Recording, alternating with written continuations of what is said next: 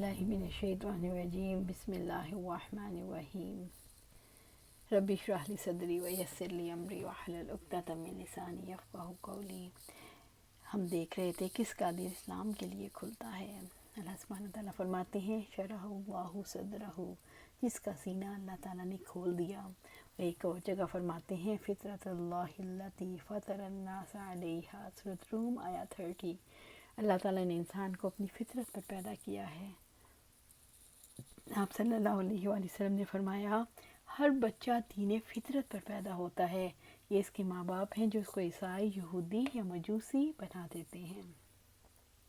یعنی فطرتاً انسان صالح ہوتا ہے، اس کے قلب اور ذہن پر اثر انداز ہونے والی قوت کوئی اور ہے جس کی وجہ سے انسان خراب ہوتا ہے۔ یہ ضیق صدر کیا ہے، یہ دل کی تنگی کیا ہے، یہ دل کی سختی کیا ہے۔ آپ صلی اللہ علیہ وسلم نے فرمایا خبردار، دلوں کو زنگ لگ جاتا ہے جیسے لوہے کو پانی سے زنگ لگ جاتا ہے۔ آپ کو کبھی اتفاق ہوا کوئی زنگ آلودہ تالا کھولنے کا؟ مثلا بارشوں والے علاقے میں وہ تالا لگایا، بارشیں ہوتی رہیں، زنگ چڑھتا رہا، اب چابی بھی اس کی ہے، لگاتے ہیں لیکن تالا کھلتا نہیں کیونکہ زنگ نے کھا لیا۔ اب اس کی کیفیت ہی بدل گئی۔ ایسے ہی لوہے کے دروازے اور لوہے کے گیٹ بھی زنگ لگنے سے ایسے بند ہوتے ہیں، پھر کھلتے ہی نہیں۔ اسی طرح سے ایک انسان کے دل کو جب زنگ لگ جاتا ہے تو دل کے اندر کے حالات بدل جاتے ہیں، دل سخت ہو جاتا ہے، وہ فطری حال پر برقرار نہیں رہتا۔ دل کی سختی کو دور کرنے کا پروگرام اللہ تعالیٰ نے دیا، انبیاء علیہ السلام بھیجے، اپنی کتابیں دیں، اور اللہ تعالیٰ نے آئندہ کے لیے صالحین کو اس خدمت کے لیے مأمور کر دیا۔ ذمہ داری تو سب مسلمانوں کی ہے، لیکن کرتے وہی افراد ہیں جن کا سینہ خود اللہ تعالیٰ نے اسلام کے لیے کھول دیا ہو، جو خود اس راستے پر چلتے ہیں۔ وہی لوگوں کو اللہ تعالیٰ کی طرف بلاتے ہیں۔ جہاں بھی زنگ آلود دل موجود ہوتے ہیں وہاں ضرورت ہوتی ہے کوئی ان زنگ آلود تالوں، بند کواڑوں اور دروازوں کو کھول دے۔ اندر بھی یہ گنجائش ہوتی ہے، لیکن اندر والا کام تو انسان نے خود ہی کرنا ہے۔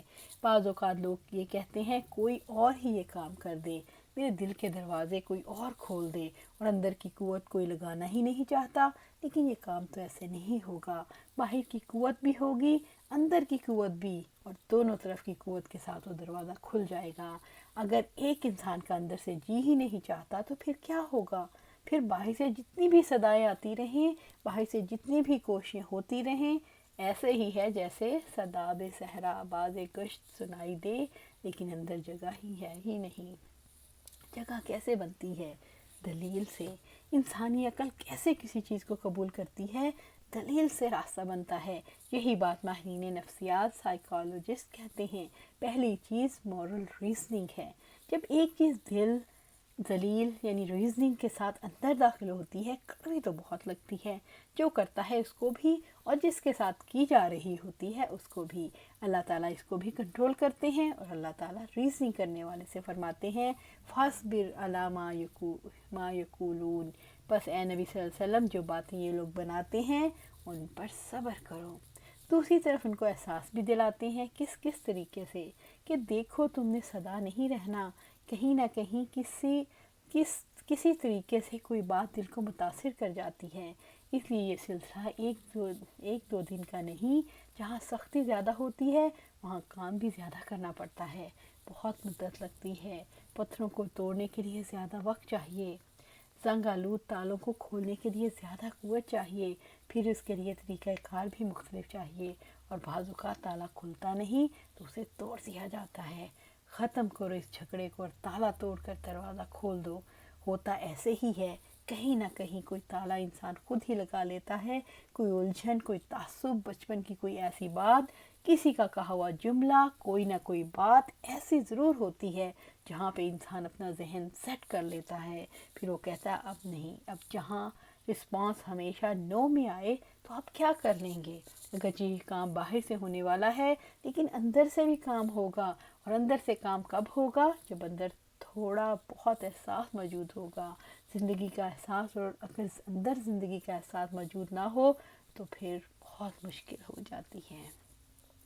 اندر کا احساس کیسے جاگتا رہتا ہے؟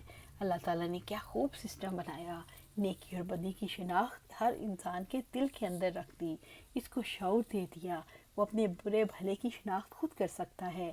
اس کا مطلب ہے اگر اس کے ساتھ ریزننگ کی جاتی ہے، اسے دلیل دی جاتی ہے تو قبول کرنے کی صلاحیت اس کے پاس موجود ہے۔ اسے فقط تھوڑی سی کوشش ایفرٹ کرنی پڑتی ہے اور دائی کی ذمہ داریاں اس لحاظ سے بڑھ جاتی ہیں کہ اسے بار بار دستک دینا ہے۔ ہو سکتا ہے آج نہیں تو کل، ہو سکتا ہے کسی وقت اس کے اندر وہ تحریک پیدا ہو جائے۔ آپ کو کئی لوگوں کے بارے میں پتہ چلتا ہے قومے میں چلے گئے، لیکن اچانک پتہ چلا 10 برس کے بعد تحریک پیدا ہو گئی، پھر جو 10 برس مردہ رہا جاگ اٹھا اور اس نے اپنی زندگی کو نارمل انداز سے گزارنا شروع کر دیا۔ لیکن ایسے مواقع چانسز بہت ہی کم ہوتے ہیں۔ اللہ تعالیٰ نے جگانے کا جو طریقہ کار رکھا ہے وہ دلائل ریزننگ کا بھی ہے، اور دوسری طرف کے انسان کو جتنی بھی دلیلیں دی جاتی رہے، بہر اس بات کی ضرورت ہوتی ہے کہ اسے خوشخبریاں سنائی جائیں، ڈراوا دیا جائے۔ یہ وہ چیز ہے جو انسان کو مثبت یا منفی انداز میں آمادہ کرتی ہے، وہ کچھ کرنے کے لیے تیار ہو جائے۔ اندر ہی اندر ایک عمل ہوتا ہے، ایک طریقہ کار جس کی وجہ سے انسان ایسے موڑ پر آ جاتا ہے جہاں پھر وہ فیصلے کر لیتا ہے اب مجھے یہ کام کرنا ہے۔ اللہ تعالیٰ نے یہ بتایا ہے شرح صدر اور ذیق صدر یا قساوت قلبی میں کیا فرق ہے۔ یہ دونوں طرح کی کیفیتیں رکھنے والے لوگ برابر نہیں ہو سکتے۔ دل کس کا کھلتا ہے؟ جو اپنے رب کی روشنی میں چلتا ہے۔ وہ اکیلا نہیں چل سکتا، اس کے لیے ایک ماحول بھی چاہیے اور ذاتی کوشش بھی چاہیے۔ پھر رب العزت فرماتے ہیں بات توجہ طلب ہے، فَوَيْلٌ لِّلْقَاسِيَاتِ قُلُوبُهُم مِّن ذِكْرِ اللَّهِ أُولَٰئِكَ فِي ضَلَالٍ مُّبِينٍ۔ تباہی ہے ان لوگوں کے لیے جن کے دل اللہ کی نصیحت سے اور زیادہ سخت ہو گئے، وہ کھلی گمراہی میں پڑے ہوئے ہیں۔ جس مالک نے پیدا کیا اس کا ذکر آئے اور انسان کے دل کے اندر تنگی پیدا ہو جائے، یہ کیسے ہوتا ہے؟ رب العزت نے فرمایا وَلَا تَكُونُوا كَالَّذِينَ نَسُوا اللَّهَ فَأَنسَاهُمْ أَنفُسَهُمْ۔ سورۃ حشر آیہ 19۔ ان لوگوں کی طرح نہ ہو جانا جو اللہ تعالیٰ کو بھول گئے تو اللہ تعالیٰ نے انہیں خود اپنا نفس بھلا دیا۔